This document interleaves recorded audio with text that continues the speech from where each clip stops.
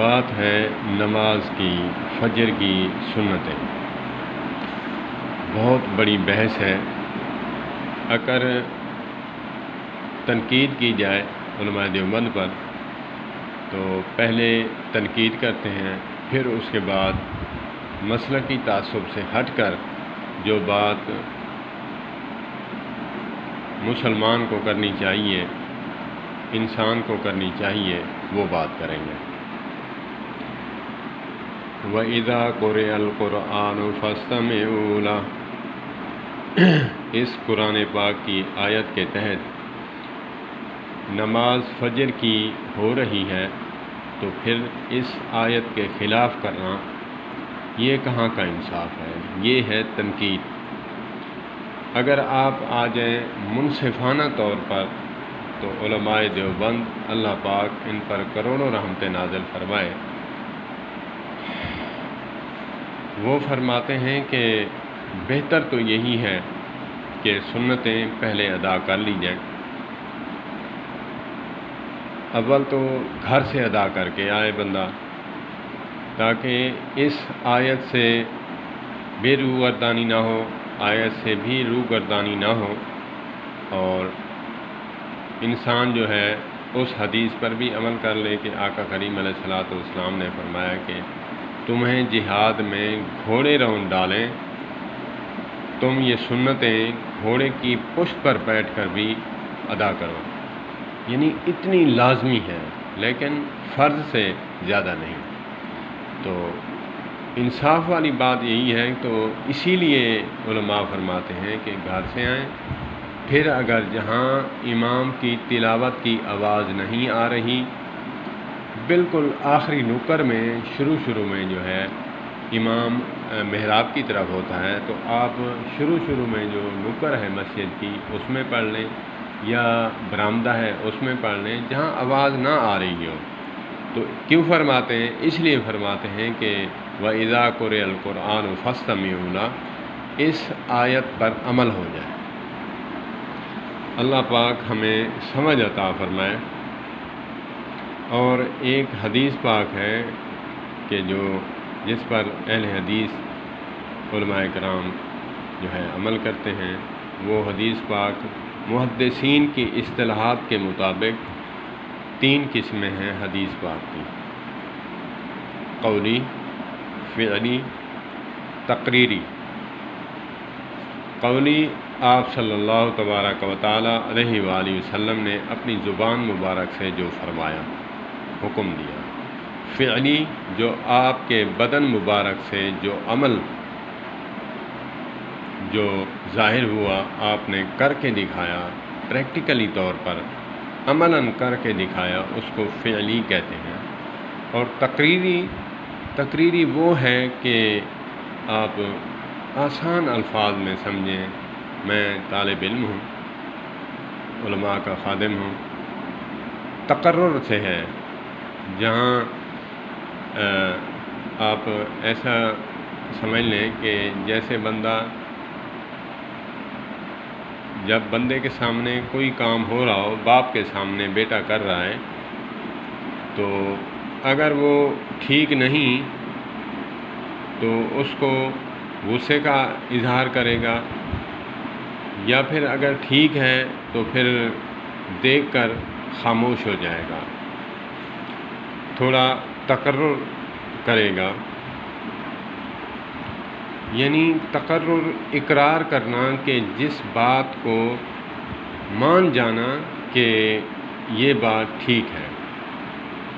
تو محدثین نے اللہ پاک ان پر کروڑوں رحمتیں نازل فرمائے، علماء فرماتے ہیں تقریری عمل جو آقا کریم علیہ الصلوۃ والسلام کے سامنے عمل صحابی رسول نے کیا، آپ نے منع بھی نہیں فرمایا، آپ نے خاموشی اختیار فرمائی، یہ تقریری عمل ہے، سنت کے درجے میں آتا ہے، قول کے درجے کے برابر نہیں ہے، علماء فرماتے ہیں، لیکن تقریری عمل سنت کے درجے میں آتا ہے۔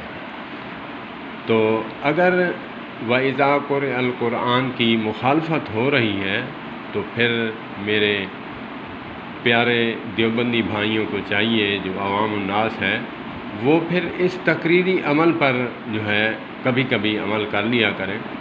اپنے علماء سے پوچھیں، تھوڑا اپنا نالج بڑھائیں، کم ظرفی کا مظاہرہ چھوڑیں، بڑا ظرف رکھیں۔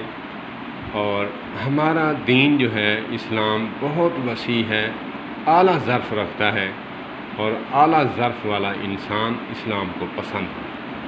تو آقا کریم علیہ الصلوۃ والسلام کے سامنے صحابی رسول نے جماعت کے ساتھ نماز پڑھی، جماعت ختم ہوئی، فوراً اس نے سنتیں ادا کر لیں۔ تو آقا کریم علیہ الصلوۃ والسلام نے پوچھا کہ یہ تم نے کیا پڑھی ہیں؟ یہاں سے علماء دیوبند بھی فرماتے ہیں کہ پڑھنے کا معمول نہیں تھا، تبھی تو پوچھا آقا کریم علیہ الصلوۃ والسلام نے۔ ٹھیک ہے، بالکل صحیح بات ہے، نہیں تھا معمول، لیکن اب معمول بن گیا، کیونکہ آقا کریم علیہ الصلوۃ والسلام کا تقریری عمل موجود ہے۔ علماء اہل حدیث کی عوام معمول جب انہوں نے بنا دیا ہے، یہ بھی غلط ہے، یہ بھی غلط ہے، اس کو معمول نہیں بنانا چاہیے۔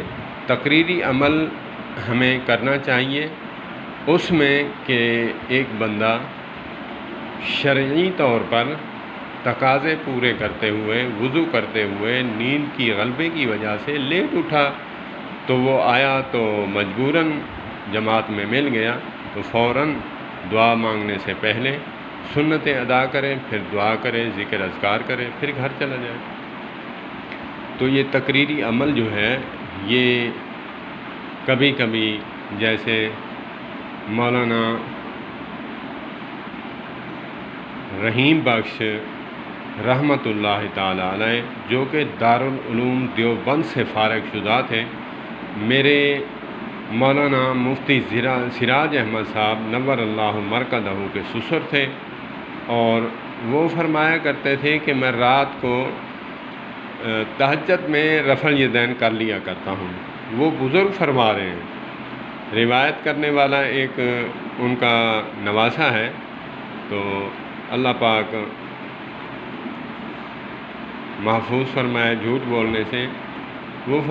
وہ بتاتے ہیں ان کے نواسے کہ میں ان کے ساتھ بیٹھا، ان کا نواسہ جو ہے وہ اہل حدیث تھا، تو کہنے لگا کہ نانا ابو جی یہ رفع الیدین، اس نے کہا بیٹا یہ بھی نبی پاک دی سنت ہے، تہجد دے ٹائم جڑا ہے میں رفع الیدین نال پڑھتا رہنا، اللہ اے نہ پوچھ گنے کہ میرے نبی دی سنت تے انہوں تے بھی عمل کیتا بھی کہنا، یا اٹھ کتابیں نہ پڑھتے تے اپنے مسلک دے پیچھے سارا کچھ چھٹ ہے آویں۔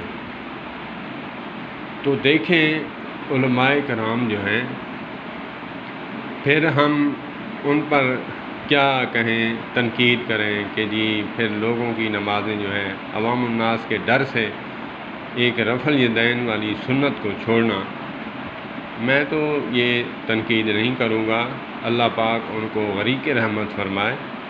بات انہوں نے مانی جو حق تھی، ٹھیک ہے حق ہے، ایک مسلک والے نہیں کرتے تو پھر اس کو کرنا جو ہے، اس کے پیچھے اب ایک اہل حدیث عالم ہے کسی بریلوی کی اچھی بات کی تائید کرتا ہے، اس کے پیچھے پہاڑ کھڑا کر دیتے ہیں، اس کے پیچھے پہاڑ کھڑا کر دیتے ہیں کہ جی اس نے اس کی تائید کی، باقی سارے کاموں کی اس کی تائید ہو گئی، وہ پھر سارے کام اچھے کرتے ہیں، اس نے کیوں تائید کی؟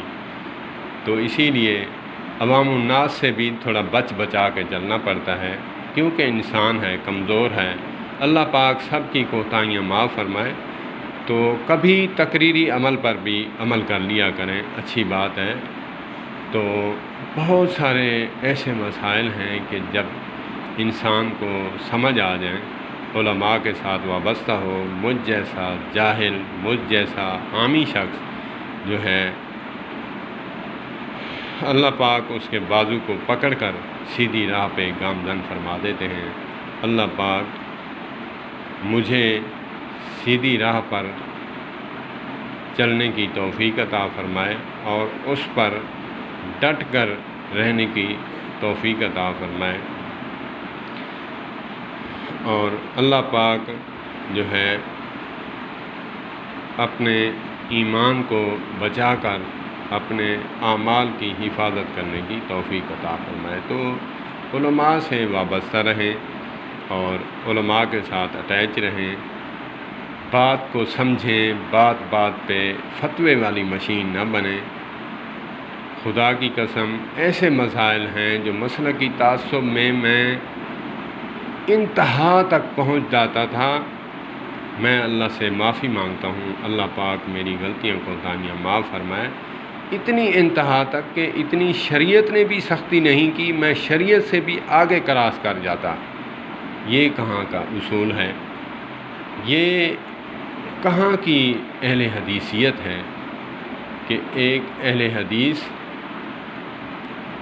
حدیث پر عمل کرنے والا، ہر بات پر دلیل مانگنے والا، پھر سنت رسول سے تعارض کرے، غلو کی حد تک پہنچ جائے۔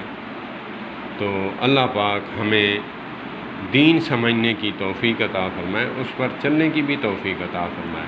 والسلام علیکم ورحمۃ اللہ۔